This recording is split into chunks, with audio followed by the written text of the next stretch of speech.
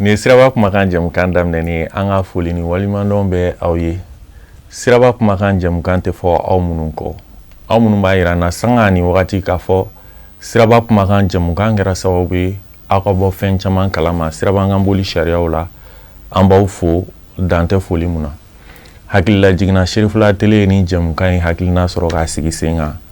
Walasa accident ko bɛ se ka nɔgɔya cogo min na an ka se ka bolimafɛntigiw u dɛmɛ u ka don o don taa ni ka segin na accident ko ka se ka nɔgɔya. O hukumu kɔnɔna la jamukan in b'an bolo fo tacogo 3 ɲɔgɔn. Wagati ni wagati an yɛrɛ ka dɔnta hakɛya ye mun ye pano ko la an bɛ sigi an b'o ɲɛfɔ mɔgɔw ye walasa u ka faamuyali sɔrɔ a la. Wagati ni wagati an bɛ dakun dɔ ta an bɛ se o dɔnbaga ŋanaw ma a bɛ fɔ minnu ma spécialistes walasa lajɛlikɛlaw ka faamuyali sɔrɔ. Wagati caman fana an bɛ plateau de sensibilisation sigi o jumɛn ye an ka maaba minnu bɛ yen an b'a dɔn mɔgɔ minnu n'u dɔnbagaw ka ca u kanubagaw ka ca an n'olu bɛ sigi ka bilasiralikanw sigi a kun de ye jumɛn lajɛbagaw n'u kanubagaw ka se k'u ka kumakanw lamɛn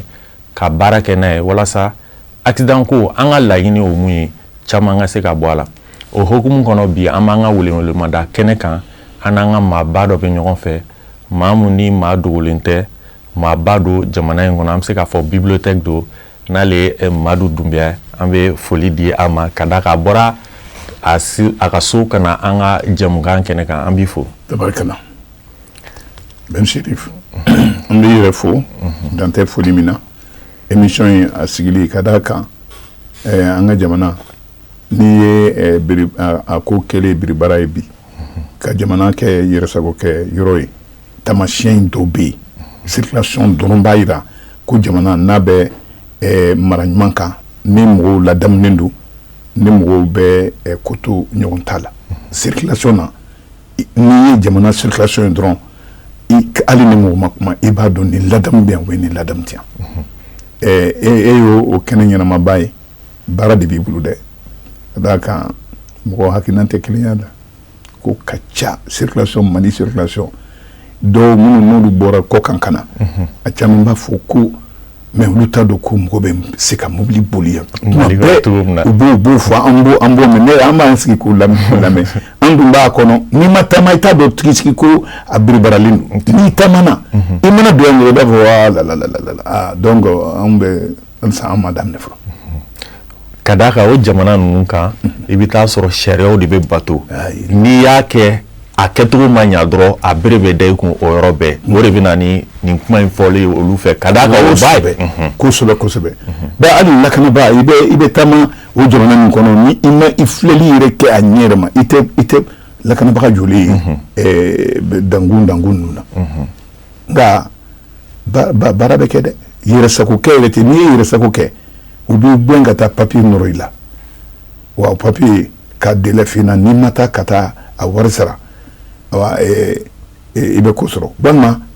i ye nin fili kɛ kelen fili la sabanan yamaruya min b'i bolo ko mobili boli a bɛ minɛ i la ne permis minɛ i la mɔgɔ hakili la ko permis ye tulonkɛ fɛn de ye o bɛ minɛ i la wa i tɛ se ka mobili boli tuguni mɔgɔ de bɛ mobili boli ni e ye sa e kɔni e tɛ se k'i sigi bɔlɔn na tuguni k'i bɛ taa kɛ o don ye ma accident kɛ dɛ i donna tanama ko dɔ la i ye vitesse dɔ ta yɔrɔ dɔ la i man ka kɛ yɔrɔ min na o bɛɛ b'a la walima ko bɔra kalama k'a fɔ i ye nin fɛn ta ka mobili boli ni n'a ɲɔgɔnna fili minnu yɔrɔ o don o b'an fɛ yan de hali kuncili t'a ban. N'i ye e yɛrɛ ɲininka Bamakɔ yan an ka sira degun fanba bɛ bɔ yɔrɔ jumɛn na? Sira t'an fɛ yan même sira foyi tɛ yan yɔrɔ min filɛ nin ka bɔ Arayida la ka na fo Moribabugu la yan n'u b'a sira in dilan na ni sira belebeleba bɛ Mali la ko Maliyɛn bɛ se ka min yɛrɛ diɲɛ yɛrɛ kɔnɔ jamana dun dɔw kɔnɔ hali i yɛrɛ hakili t'a la yɛrɛ a yɔrɔ bɛɛ fɛrɛfɛrɛlen don i b'a fɔ ko hali siso tɛ yen k'a bɛɛ dabɔra sira de kama a bɛ duguma a bɛ sanfɛ sira t'an fɛ yan sira t'an fɛ ko fitinin dɔrɔn i bɛ don embouteillage la wa siraba minnu a ko kalifalen bɛ minnu na olu sɛgɛnnen don dɛ olu sɛgɛnnen don ka d'a kan jamana bɛ jamana la ni ala y'a latigɛ ma kɛ taama walima mɔgɔ kalannen minnu taara kalan kɛ yɔrɔw la olu bɛna u bɛna ni hakilina dɔ ye nka u bɛna n'u nana u tɛ baara kɛ ni hakilina ye dɛ u nana a biribaralen sɔrɔ cogo min na u bɛ don a biribara kɔnɔ ten ka taa ko mɔgɔ bɛ se ka nin ɲɛnabɔ wa jamana dɔw kɔnɔ i b'a sɔrɔ polisi mobili bɛ yala de la i b'a sɔrɔ station dɔw bɛ yen olu sigilen bɛ mobili yɛrɛ kɔnɔ i ka mobili arajo b'a fɔlen na e bɛ ka taa yen fɛ kana taa yen fɛ embouteillage bi yan yɔrɔ de libérelen don sira wɛrɛ bɔ i ka taa n'o tɛ i tɛ se i se tuma la o diladilikan tɛ ko tigɛ abada o bɛ jamana ka ɲɛtaa de ko fɔ mais o fɛn ninnu an ma daminɛ fɔlɔ Benisiri an ma foyi daminɛ fɔlɔ sɛnɛmɔgɔ ye a damɛ mɔgɔ fama ye mototigiya dama fama ye wotoroboliya a dama fama ye hali pusupusunitigi ninnu tricycle yɛrɛ olu yɛrɛ minnu katakatani yɛrɛ hakili la ko ale ye moto ye tuma dɔ la a b'a fɔ k'ale ye mobili ye a bɛ don mobiliw ka donda fɛ k'i tugu olu kɔ n'a tigɛra k'a tɛ tugu a bɛ taa mototigiw fana olu ka fa o bɛ ɲɛnabɔ cogo di so wotoro fana bɛ feere kɛ mɔgɔw sen na bon i b'i yɛrɛ sɔrɔ cogo di han a ma nɔgɔn mais est ce que nin bɛɛ kɔfɛ jamana ɲɛmɔgɔw tun b'an ka nin sariya ninnu bɛɛ lakile c'est vrai que an ye dugu développé ninnu na i bɛ taa sɔrɔ bolimafɛnw sennamatigi bɛɛ n'i ka sira don n'a ma ɲa k'a fɔ anw bɛɛ ɲagaminen don sira kelen kan yalima fɛɛrɛw man ka sigi walasa ka danfaraw bila pour que an ka se ka bɔ ɲɔgɔn na ni baara ninnu bɛ se ka kɛ ka ɲɛ accident ko bɛ se ka nɔgɔya cogo min na. même si o bɛ se ka kɛ nka a bɛ daminɛ fɔlɔ jamana yɛrɛ kɛ i jɔ a jɔyɔrɔ la i se ka bere da mɔgɔw kun ka sɔrɔ e ma commission créer ninnu bɛ se ka baara kɛ ni i ka i bɛ wajibiya ka don donna min fɛ fo o fɛn de kɛ k'u bolo i n'a fɔ sisan siraba a tɛ taa sira dilan ko koyi a tɛ taa ko mais ala sira ni koronin filɛ nin sɛnɛmɔgɔ b'a la mototigi b'a la mobilitigi b'a la hali n'i y'a fɔ ko fɛngɛ ale simple don ale simple la gɛlɛya b'a la sanko ale simple yɛrɛ t'a la ni baara kɔni diyan bɛɛ de bɛ mototigiw bɛ bolifɛn mɔgɔ si boliyɔrɔ ma dantigɛ ye bɛɛ de an bɛ biri a bɛ kɛ biribarabiri ye bon ni i yɛrɛ ma kɛ mɔgɔ minnu ni mɔgɔ sabalilen ye parce que ninnu ni sabali o de b'a a caman kun n'o tɛ ni bɛɛ kɛra yɛrɛsagokɛla ye a tɛ ɲa dɔ b'a pan sisan k'a fili e ɲɛ i bɛ mun fɔ ye n'i ko k'i tɛ jɛ n'u ye circulation bɛ bloqué dɛ parce que ni e ko ale y'a fili ɲɛ cogo min na ni e ko diyagoya la ko a kun man k'o kɛ ko parce que priorité bɛ e de bolo baara bɛ tiɲɛ dɛ baara bɛ tiɲɛ bɔgɔ i bɛ dɔw y'u ka yɛrɛsagokɛ la i bɛ jɛ n'a ye furancɛ miniti kelen miniti fila saba cayalenba y'o ye i bɛ jɛ n'a ye i b'a fɔ wa nin tɛ ko dɔn i b'o fɔ i yɛrɛ kɔnɔ o ye e ka ladamu cogoya ye ka jɛ ne nin ye min bɛ se ka to an na nɔgɔya bɛɛ ma n'o tɛ ni an ko k'an tɛ tɛmɛ dakun kan Bamakɔ circulation biri bara biri yɛrɛ a nɔnnen don dɛ o de bɛ na n'a nɛnni ye a dun fana a nɛnni mais Benisiri mɔgɔw tɛ nɛnni kɔrɔ dɔn n ko ɲuman de an b'an kunfɛ aw sariyatigiw ko min est censé ignorer la loi o kuma in ne kɔni b'a fɔ ten nous est censé ignorer la loi tout le monde peut ignorer la loi n'a ma vulgariser ni communication ba ma k'a kan mɔgɔ kalanni bɛɛ ma kalan ni sariya bɛ yen n'i ma mɔgɔw la dɔnniya la n'a a ko sariya ko k'a bɛ mɔgɔw minɛ ni e ko sariya ko mɔgɔ si tɛ sariya sanfɛ ko bɛɛ kan ka sariya dɔn e mɔgɔ min ma kalan e t'a dɔn ko fiɲɛ don n'o tɛ nɛnni bɛ mɔgɔ lase kaso bunba la la ilaha illallah nɛnni furuba nɛnni a bɛ mɔgɔ lase kaso bonba la ka i dafa mɔgɔ la bɛɛ lajɛlen bɛɛ da la bɛɛ y'a mɛn n'i ma jɛ n'a ye ni seerew sɔrɔla dɔrɔn ma dɔrɔn e hakili la k'a fɔ ko ne dɔwɛrɛ tɛ nɛnni dɔrɔn kun don nɛnni o don i bɛ taa si kaso bonba la Fanjugu don dɛ ka d'a kan siraba sariyaw la ni dusu bɔra dɔrɔn a bɛ na ni accident bon ni nɛni dun kɛra a bɛ na ni mɔgɔ dusu bɔli ye donc o bɛ se ka na ni accident kojuguba de don o de la an ka cybercriminalité tɛ tulonkɛ a la n'u y'a ye réseau kan i y'a kɛ dɔrɔn ni plainte kɛr'i kan dɔrɔn i bɛ minɛ. wa Bɛmsirif nin dɔrɔn tɛ ka nin kɛ tugun ka tila ka na ka bɔ mobili kɔnɔ dusubaya yɛrɛ ma ko parce que e ɲɛ b'a tigi la n bɛ s'a la walima n jɔyɔrɔ yɛrɛ kama ka na taa kɔlɔn dɔrɔn k'a tɛti walima k'a gosi a ye kojugu kɛ dɛ gosili fɛnɛ ani nɛni nin bɛɛ lajɛlen fo ka taa bi joginni bɔ la nin bɛ mɔgɔ lase kaso bonba la kaso bonba mɔgɔ t'i tɛ ma tubabula u bɛ fɛn bɛɛ lajɛlen kɛ kɔmi nun turu ɲɔgɔn nun na ka kuma k'i pɛrɛn ɲɔgɔn kunna nɛni t'a la dɛ u bɛ tila k'u kɔ don parce que n'i y'i bolo wuli mɔgɔ kama i ye kojugu kɛ dɛ. i ye kojugu kɛ an ka circulation na i bɛ taa sɔrɔ waleya caman bɛ kɛ bɛɛ n'i ka bolimafɛn boli cogo don moto taxitigiw bɛ yen caman b'a fɔ k'a fɔ olu caman bɛ yen u tɛ se moto boli la u bɛ moto boli cogo min y'u diya katakatantigiw bɛ yen taxitigiw fana ka client ɲini cogo u mana client ye cogo o cogo u bɛ u jɔ sotaramatigiw fana bɛ ten yalima taabolo jumɛn de bɛ an ka circulation na mun bɛ digi la n'a tɔ bɛɛ ye. mun bɛ digi ne la i y'o sɛbɛn kɛ walayi mɔgɔw jɔcogo kabako don ni min ye joli kɔ joli yɔrɔ bɛ yen walima ni min ye joli kɔ i b'i gari ka i droite yɛrɛ de ka sira bila carrément mais i b'a sɔrɔ o kɛlen bɛ ka mɔgɔ min b'i jɔ i b'a sɔrɔ ale nana mobili dɔ jɔlen bɛ a bɛ n'i jɔ 3e position de la e yɛrɛ de ɲininkali kɛ n b'a kɛ cogo di o bɛ digi ne la dɛ ne yɛrɛ kɔni bɛ ni mɔgɔw y'a la ne tɛ dan foyi sɔrɔ a la e bɛ se ka na cogo di i joli yɛrɛ ma dɔ jɔlen bɛ o droite bɛ correctement e fana b'a fɛ k'i jɔ i nuni na don ten k'i nun na don dɔrɔn mobili kɔfɛla bɛɛ lajɛlen bɛ sira kan tɛmɛ se ka kɛ o. ka na kɛ tɔw bloqué e yɛrɛ tɛ taa. e yɛrɛ tɛ taa tɔw bloqué le mauvais stationnement. jugu sira kan. ne tɛ dan foyi sɔrɔ a la a bɛ sotarama kunda a bɛ taxitigi kunda. hali mototigi jɔcogo man ɲi n'i taara yɛrɛ i da in na ye wulafɛla la tuma min na mɔgɔw bɛ a ɲɛɲini na ka taa so i bɛ fɛn suguya bɛɛ lajɛlen ye mais fɛn tɛ fɔ mɔgɔ si mais n'i y'a bɔ i yɛrɛ la fɛnɛ ka na a y'i jɔ a tigi kɔfɛ ka klaxon kɛ mais est-ce que i b'a kalama a b'a kɛ komi n'a sɔrɔ mɔgɔ tɛ yen i t'a dɔn fɛn fɛn b'a kunkolo la quoi a ka mobili ye faama dɔ de ta ye disi b'a min hakili la k'a fɔ k'ale bɛ sariya sanfɛ wa walima ale yɛrɛ de ladamu yɛrɛ de ma se hakɛ la a tɛ circulation yɛrɛ de hakɛ dɔn wa a t'a dɔn walima yɛrɛsagaw de kɔni bɛ k'a bɛn a la parce que yɛrɛmabila don yɛrɛmabila a la kali i bɛ min dɔn o yɛrɛ de don i se ka kuma tigi fɛ est-ce que i b'a kalama n'i kumana i bɛ kuma bɛ f'i ɲɛna a bɛ nɛni walima a b'a bolo fili ma min ma deli i deli tɛ min na dɛ o de bɛ yiri la circulation na tɛ bɔ ne da la wa cɛ bɔ ne la sa cɛ he ne i tɛ mobili ta i y'a ye nin bɛɛ goman a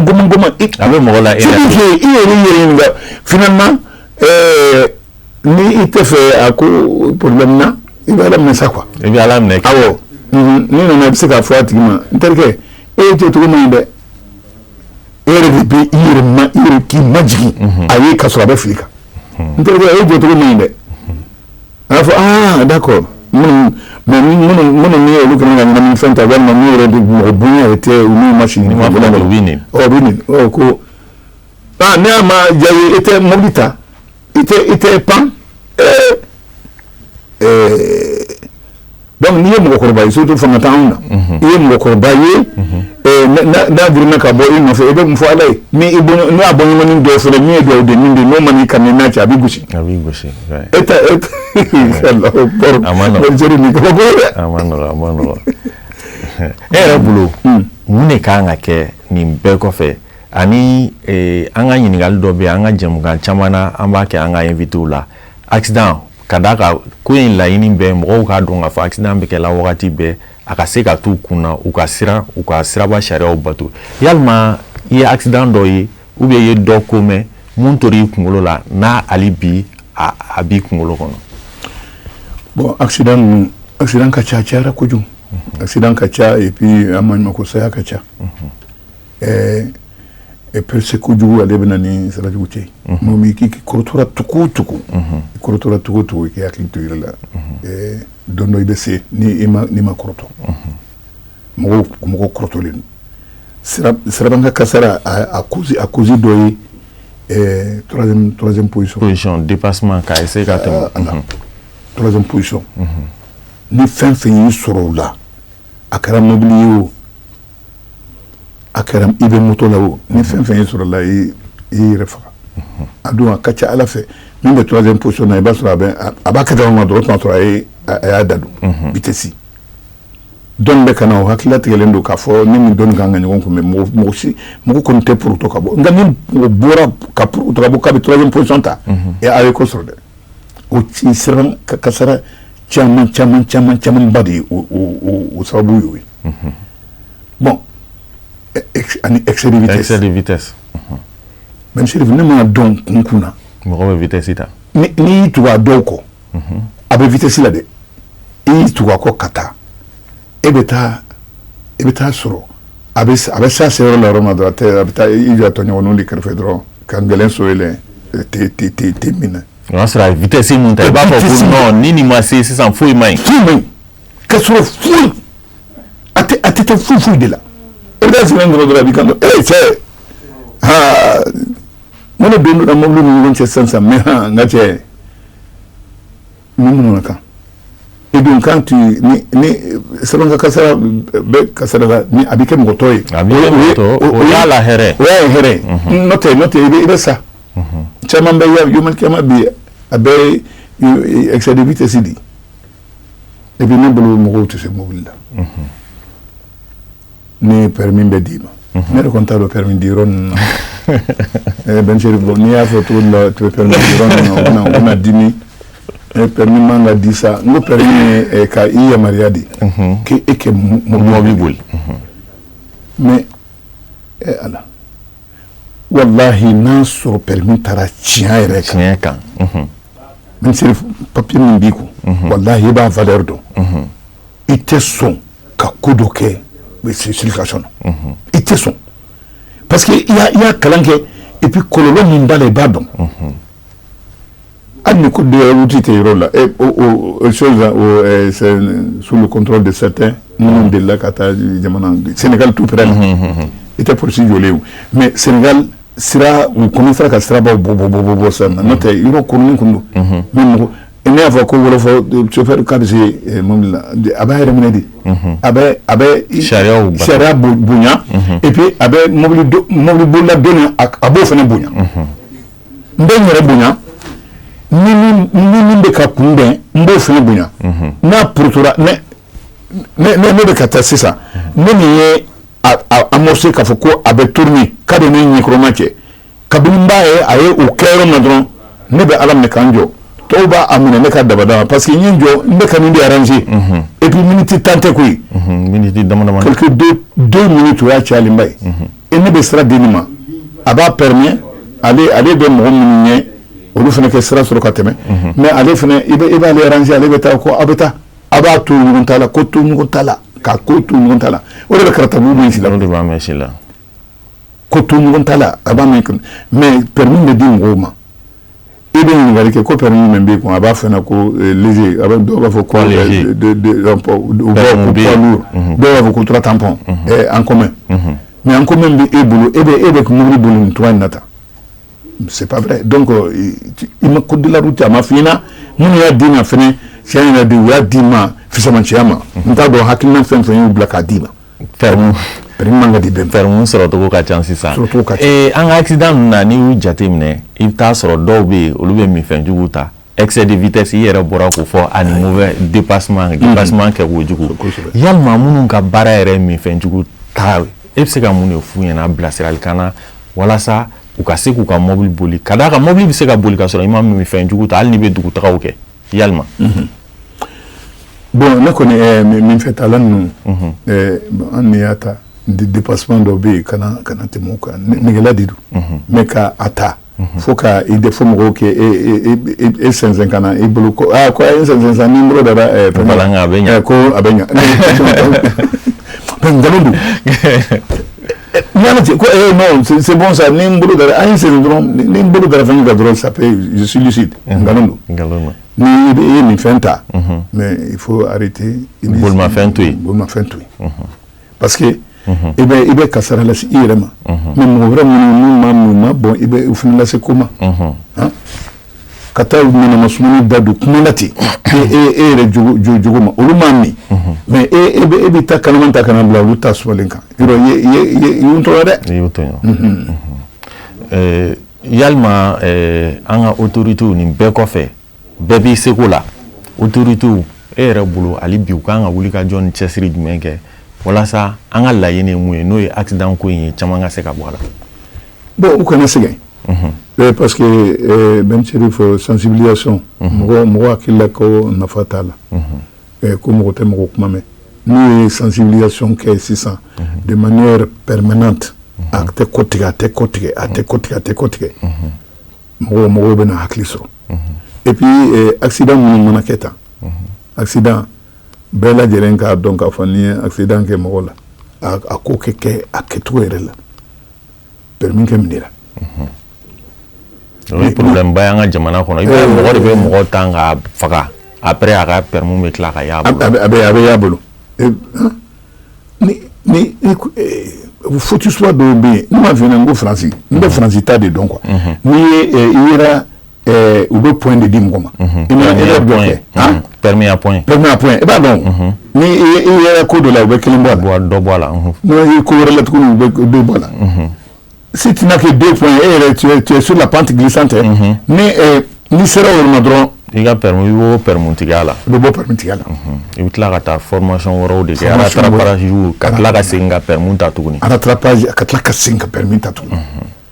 Mon test au Kosovo, jamana fin ni bonya ni ibire bonya. Jamana ko asraninga don sraka bu. Adamaden be sera batrafa ale be sera bonya ana doya ade de babla en valeur il hésite tout fene au capital la seule capitale Mali population est be Caire Mali population au de capitale ire comme le Caire nous ka et ministre jamana Fabaye ça fait la capitale fait un minimum de 22 à 23 millions d'habitants. Mali, la population B. Au capital. Capital Drongo. Mais Ben Chérif, il est accident comme mamé. Ou a été pour ce qui est joli, touché la Carrefour là. Ni dodo don bijo. Oui. Faut que la manœuvre là. Ou ba tout nous kontala yéredi, ba tout nous kontala. Ou te korto nous comme. Et Nigeria na ka Nigeria flene. Et yoro koni wa yankra fe jamana. Accident mouvement de ça foi. Accident ni accident que ere ni note bon ala kana antakawi yoro tumando la autabe tumando be ka ofia mais accident que ma dron mo be jela ki gusi ki awo yoro ko ni am jaggi ni jamana de fitini ni ngona be am fa jamana berwele mo no be se ka ankun o teke o fi ina accident que malano de ko foro ni iboke o yere ni ni ala ni jotala ni vira yini ni jama frère mais ni jubala de c'est dit qu'il y a de parce que na bora kelina ko cey mbeni baraj cey mbeni notre bon ko ka fo quoi abulla koy o dakadila ben cerveau o kadouan fende. D'accord. Donc on va ira ka fo sanction balia doni be antaina ya. Sanction balia balaire. Anka antaini sanction balia ire. Parce que mo cité ça. Fama ne ka mobili be ne bulu. Na tikara fema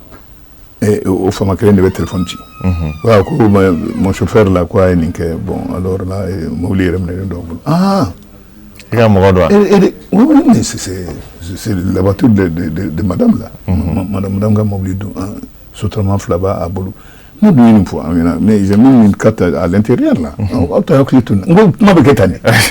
On a été Jorinkan. L'être Malikura Mina Toini. Et donc, on est ministre Kumakame. Comme personne n'est au-dessus de la loi. avec journaux kono personne n'est au-dessus de la loi donc ni malikura tasra ni parce que ani fait no ye mogote bonya la mineli masande mais au tourasina akwa jamana abejo on yi turuba ko on tlara akola ko on skine ka wala jadi na autora ni tasra ina jamana abejo don du quoi don te to fufu la ko damne baliya odi kagele na ala damne na abe bo be hakila ko tie iti ko si tise mineli be nko na mo te bonya mineli ma no be kuna bébé yere don bébé yere il est tableau croata exactement et wakati mundira ma wakati insira kuma kan laban jume ani wele kan laban jume mi bolo ka nyashi laje bogo ma wala sa accident ko yin chama mi se ka boala to ko ewa mo li bolaw ne kamba awdima akara sukusugi akwe dala ka fo abe femin kono o madla abe se ka soso wati bela jelina aka aklito awela aka bolma fon boli mais akwe mugoro ni awni olube ngon soro bolomba nkono akwe ubunya siki o kainde akwe ubunya siki akwe yeremina ni ngon bunya akwe autabului odi chekai o am famawi abenya ketu fenfena ni kumunta maje bi men kura dedu de ay barabo adoko koro don te to fufu la damne balia de kagene ni mise ka min fo oui et puis akona sigen volet dobe la le volet communication sensibilisation à tous les niveaux ay panu sigi akemo la donia panu baw mun lumineux akasiga ateta musaka boko ni wona akona tebe 60 ka ni wona akona tebe ninga akakma fo radio la akakma fo télé la ina fo ebe nina sisa ben sheriff ka awfu ka sheriff la bela jelim fnefu alakana abdu timinangwenna aya jijanina dondoni oteto fufuila dondo ifene to na fo ka fo ko sheriff la bolo fara dokumbe au moins segen to shila oluye ni kuma fo ka kombinye ala ko wakili mande amina rabbi ala ka to demande ami fo kadaka ibora igayoro la kana anga nyingalu jabi ami fo dante foli muna ye kuma do fo sisan yugo iki yakili to yin fe mo la bebo de fo spécialiste chama jera ko de fo ni be bulma fen kono iti kelen tabul mun be nyefe bo tabuli mun be ko fe bi tabul e be nyefe tabul to di e bi janto aka boli toala anaka feri stop na senda ferenga drobe mene o ba ile la ka fale bina jo e gangi ga fero tege ki yoro jen ala wala sai kana faragu mun be kofe o fana yo kele be retroviseur laje yalma ale be ga bul todi abe ga fere jume on tege abina munni munke abini dépasser de wa abina munke o de la be fo ko ki to ga mobile kono ka nyefe mobile tabuli ani ka kofe mobile buli ka kla ki yere tabuli ambi fo dante foli muna ka se nga lajali kala fo aka jamugan siraba kuma kan kɛrɛnkɛrɛnnen mun sigira ni wele mada kɛnɛ tun don ni ani douanier tun bɛ ɲɔgɔn fɛ walasa a laɲini tɛ foyi ye walasa accident ko in bɛ se ka nɔgɔya cogo min na hakɛto bɛ nin kan sɔli ala muhamadu